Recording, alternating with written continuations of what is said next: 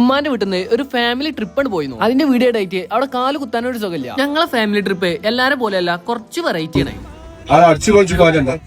അത് പാട്ടും കാര്യമൊക്കെ ഉണ്ടാക്കില്ല, ഇതോട് മനസ്സിലാണെന്ന് അറിയാം. ആത്മീയതയും പാട്ടും കൂടി കലർന്നിട്ടുള്ള ഒരു വെറൈറ്റി ട്രിപ്പാണ് ഞങ്ങളുടെ.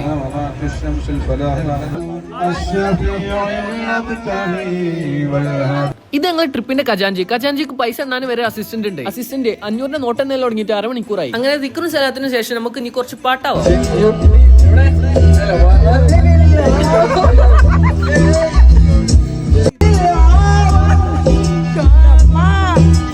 എന്റെ കൈവ് ഫുള്ളാണ് പുറത്തെടുക്കാൻ പറ്റില്ല. അപ്പൊ ഒരു മൈക്കണ് മേടിച്ചു. അത് കഴിഞ്ഞ് നമ്മൾ നല്ലൊരു ബ്രേക്ക്ഫാസ്റ്റ് ഒക്കെ കഴിച്ചു. അത് കഴിഞ്ഞ് ബസ് സ്റ്റാൻഡ് എടുത്തപ്പോ എല്ലാവർക്കും എന്റെ ഒരു മിമിക്രി കേൾക്കണം ഒരേ